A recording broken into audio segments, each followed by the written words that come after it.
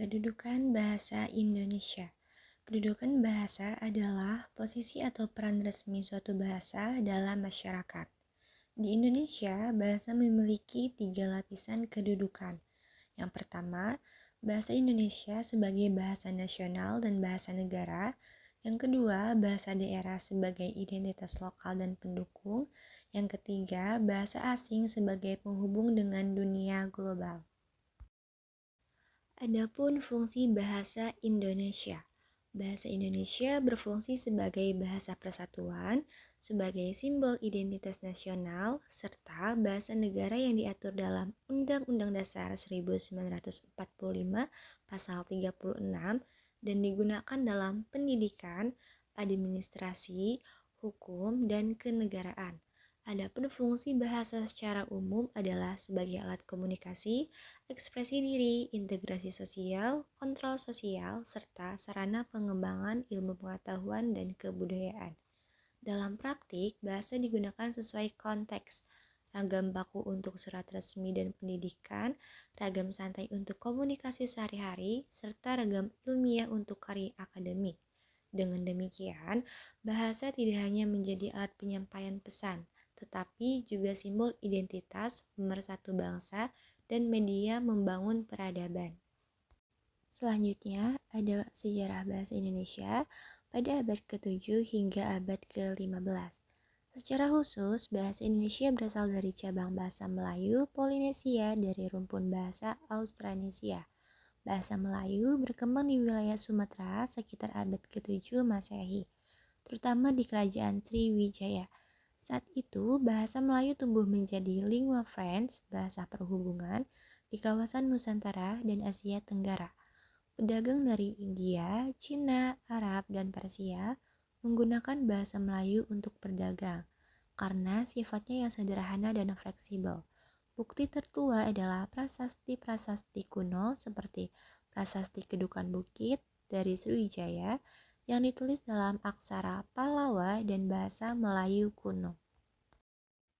Pada abad ke-13 hingga 16, masuknya Islam ke Nusantara membawa pengaruh bahasa Arab, Persia, dan India melalui perdagangan dan dakwah kerajaan-kerajaan seperti Samudra Pasai dan Malaka menjadi pusat penyebaran Melayu Islam.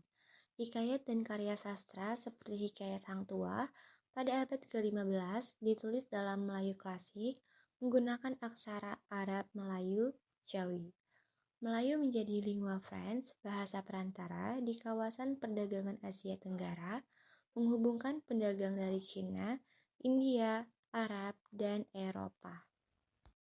Pada era kolonial abad ke-16 hingga 19, penjajahan Portugis pada abad ke-16 memperkenalkan kata-kata seperti gereja dari igreja dan meja dari mesa.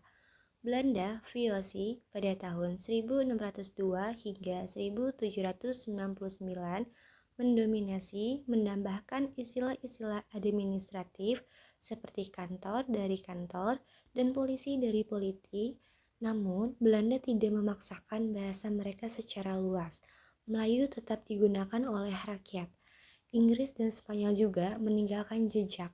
Misalnya, pisau dari Portugis Faca dan kamera dari Inggris. Pada kebangkitan nasionalisme dan standarisasi pada awal abad ke-20, gerakan nasionalis seperti Budi Utomo tahun 1908 dan Sumpah Pemuda pada tanggal 28 Oktober 1928 memilih bahasa Melayu sebagai bahasa persatuan bangsa Indonesia.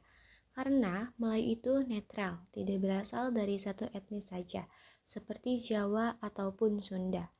Pada tahun 1928, pemuda Indonesia bersumpah, kami putra dan putri Indonesia, mengaku bertumpah darah yang satu, tanah air Indonesia, berbangsa yang satu, bangsa Indonesia, berbahasa yang satu, bahasa Indonesia. Penulis seperti Chairil Anwar dan organisasi Balai Pustaka mulai mengembangkan sastra modern dalam bahasa ini. Dan yang terakhir, pada pasca kemerdekaan tahun 1945 hingga saat ini, setelah proklamasi kemerdekaan 1945, Bahasa Indonesia resmi menjadi bahasa negara berdasarkan Undang-Undang Dasar 1945 Pasal 36. Ejaan Van op Huisjen pada tahun 1901 diganti dengan Ejaan Suwandi pada tahun 1947. Lalu, ejaan yang disempurnakan pada tahun 1972 dan terbaru Pedoman Umum Ejaan Bahasa Indonesia pada tahun 2015. Adapun pengaruh global yaitu pasca Perang Dunia Kedua, banyak serapan dari bahasa Inggris, misalnya televisi dan internet, bahasa Jepang dari pendudukan tahun 1942 hingga 1945 seperti suap dari suap Jepang, dan bahasa daerah Indonesia seperti gotong royong dari Jawa. Saat ini, bahasa Indonesia digunakan oleh lebih dari 270 juta penutur, natif dan non-natif dengan variasi dialek di seluruh Indonesia. Badan Pengembangan dan Pembinaan Bahasa Kemdikbud mengatur perkembangannya.